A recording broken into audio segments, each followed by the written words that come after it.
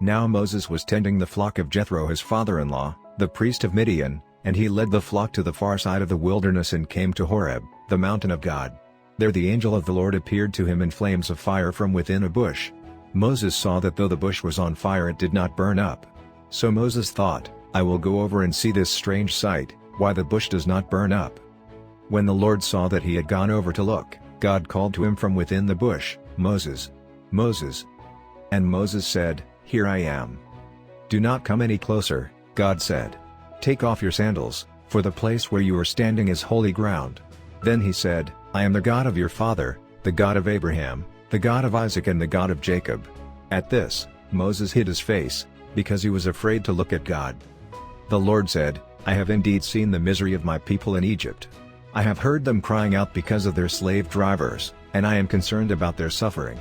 So I have come down to rescue them from the hand of the Egyptians and to bring them up out of that land into a good and spacious land, a land flowing with milk and honey, the home of the Canaanites, Hittites, Amorites, Perizzites, Hivites, and Jebusites.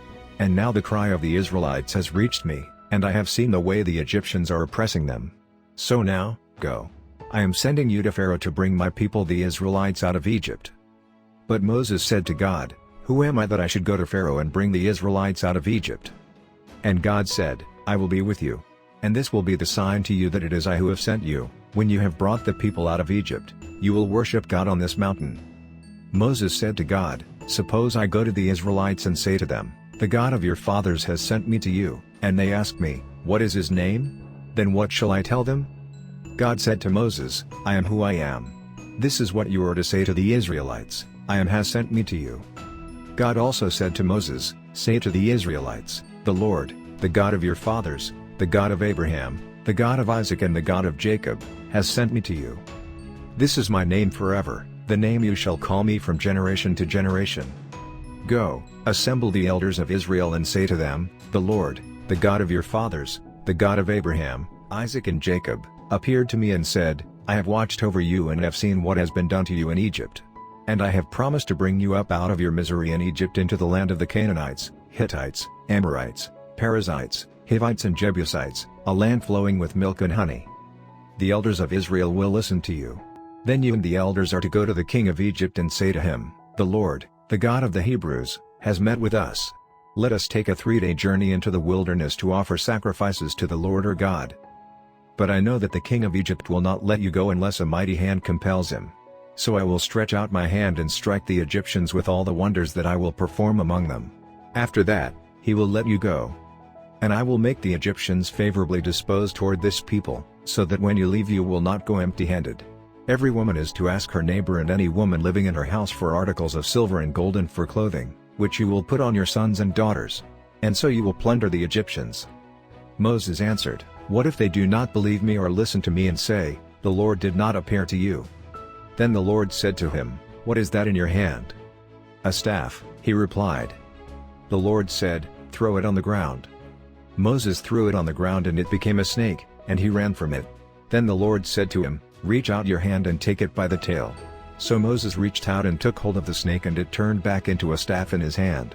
This, said the Lord, is so that they may believe that the Lord, the God of their fathers, the God of Abraham, the God of Isaac and the God of Jacob, has appeared to you. Then the Lord said, Put your hand inside your cloak. So Moses put his hand into his cloak, and when he took it out, the skin was leprous, it had become as white as snow. Now put it back into your cloak, he said.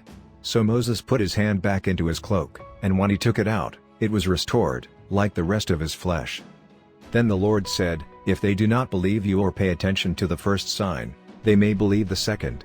But if they do not believe these 2 signs or listen to you, take some water from the Nile and pour it on the dry ground. The water you take from the river will become blood on the ground. Moses said to the Lord, Pardon your servant, Lord. I have never been eloquent, neither in the past nor since you have spoken to your servant. I am slow of speech and tongue. The Lord said to him, Who gave human beings their mouths? Who makes them deaf or mute? Who gives them sight or makes them blind? Is it not I, the Lord? Now go, I will help you speak and will teach you what to say. But Moses said, Pardon your servant, Lord. Please send someone else. Then the Lord's anger burned against Moses and he said, What about your brother, Aaron the Levite? I know he can speak well. He is already on his way to meet you, and he will be glad to see you.